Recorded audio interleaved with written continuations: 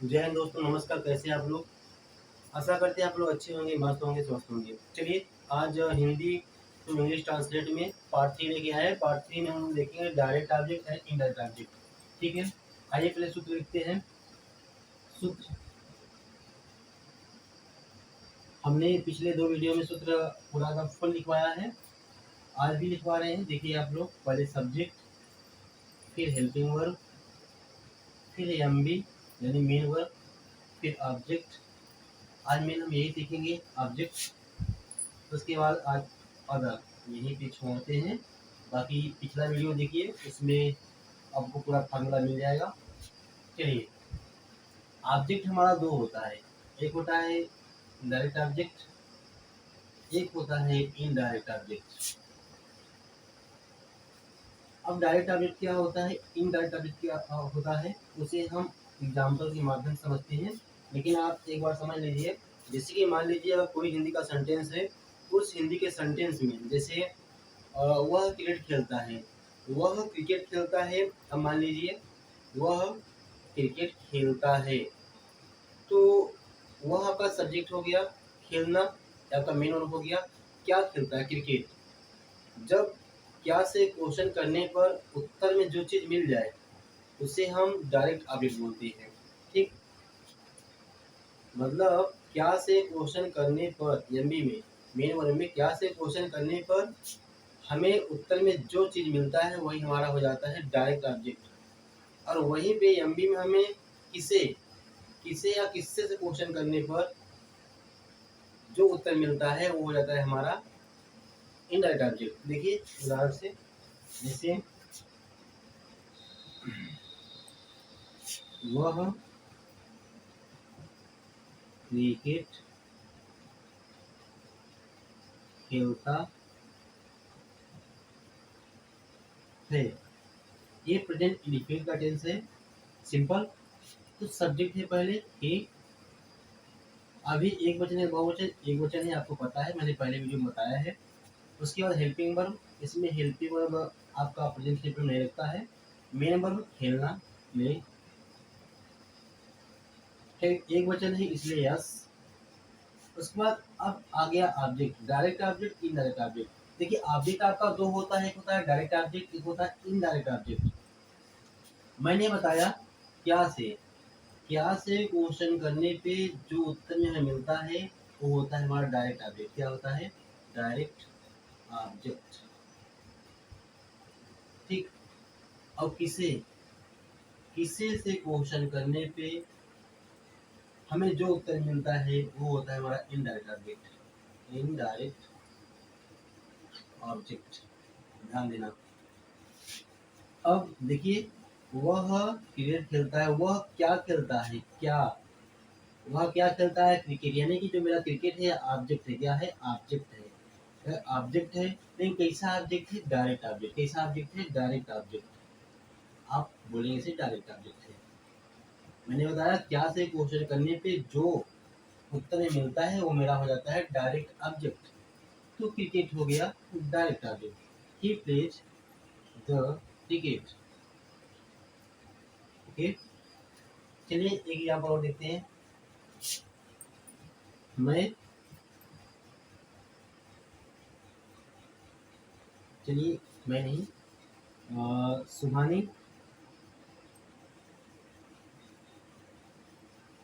फूल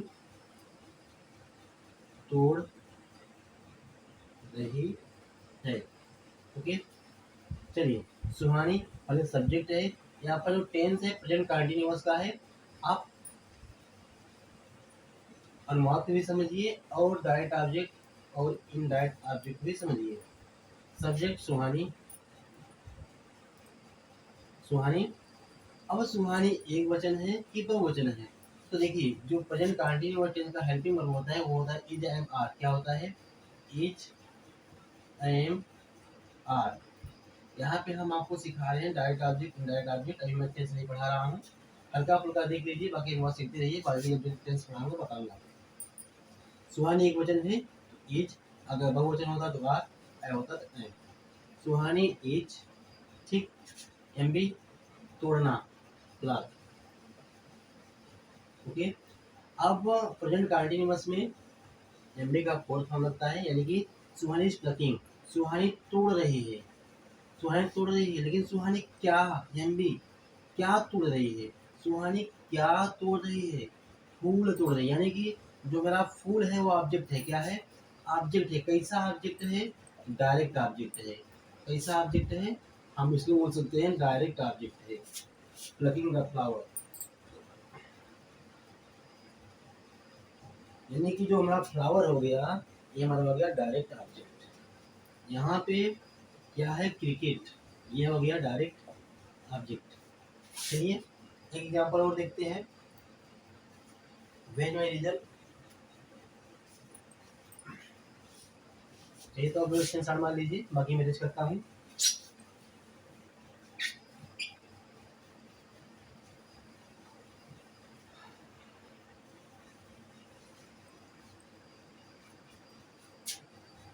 देखिए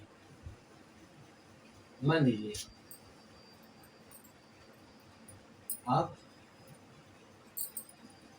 खाना खा रहे हो। अभी एक सेंटेंस है हिंदी का, और ये सेंटेंस कैसा है, प्रेजेंट कंटिन्यूअस का है। ये प्रेजेंट कंटिन्यूअस का टेंस है, ठीक है। तो यहाँ पे आप देखेंगे, आप मतलब यू, आप मतलब यू। अब जो आपका यू होता है, आपका होता है प्लूरल। प्लूरल का मतलब होता है बहुवचन, यानी कि बहुवचन।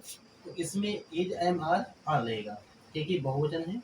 आर प्रेजेंट कंटिन्यूअस टेंस से you are, am be helping verb हो गया, आर एम बी खाना खा रहे हो, मतलब खाना मतलब तो ईटिंग, ईट का फोर्थ फॉर्म ईटिंग। अब क्या खा रहे हो, क्या खा रहे हो, मतलब ये मेरा जो एम बी है, इसी में क्वेश्चन करना होता है। किसी से भी क्वेश्चन करोगे आप एम बी में ही क्वेश्चन करोगे।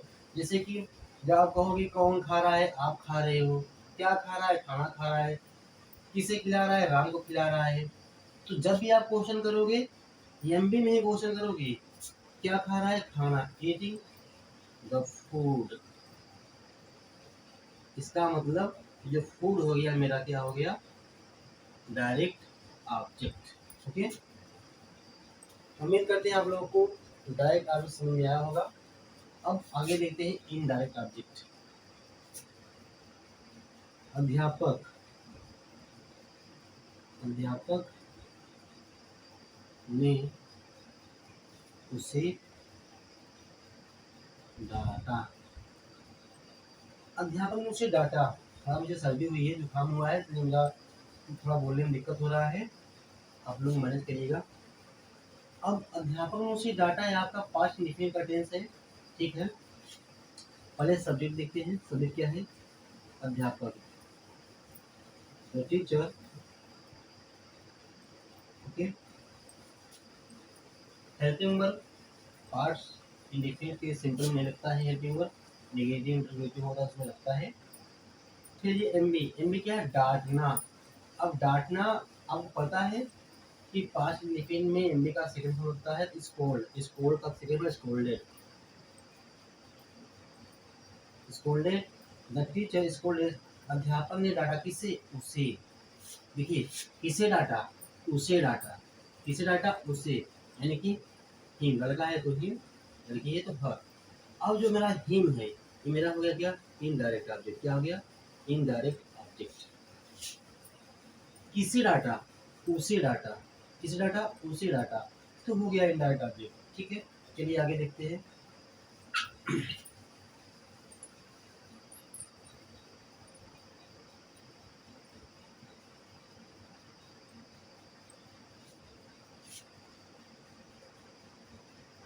उसने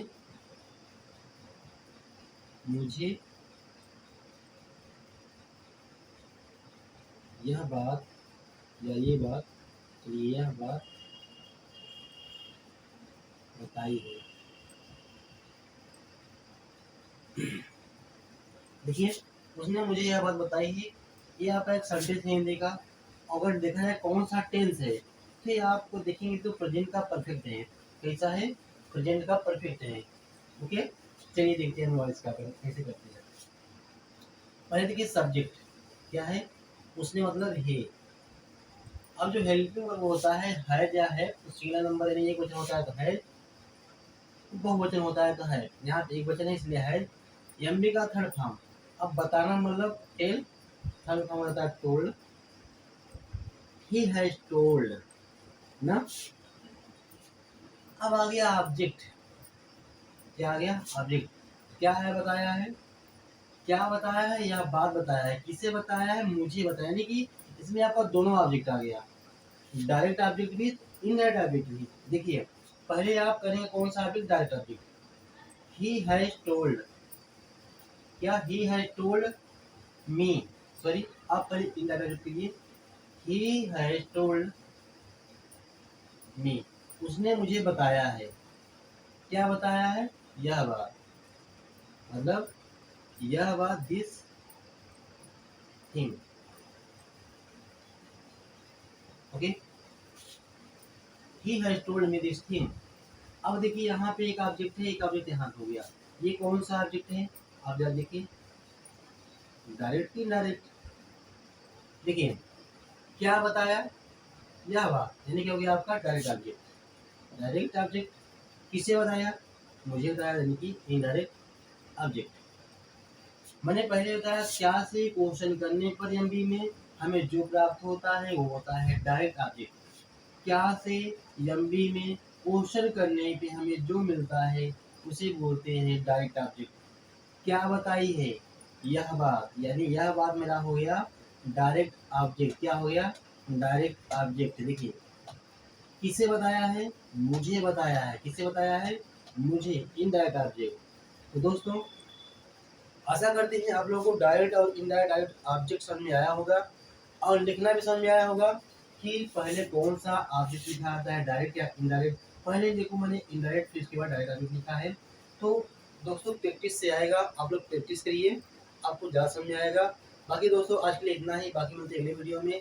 दोस्तों वीडियो में जहाँ भी दिक्कत हो आप लोग कमेंट करिए, और वीडियो में जो भी कमी आ रही है आप लोग कमेंट करिए, बताइए कि हाँ दिक्कत है, ये हो रहा है, मैं वीडियो में सुधार करूँगा और वीडियो को क्वालिटी दूंगा। तब तक के लिए जय हिंद जय भारत। अगर वीडियो अच्छी लगी हो तो लाइक सब्सक्राइब ज़्यादा से ज़्यादा करिए, ताकि ज़्यादा से ज़्यादा बच्चों को लाभ मिल सके। तब तक के लिए जय हिंद जय भारत, देखने के लिए शुक्रिया।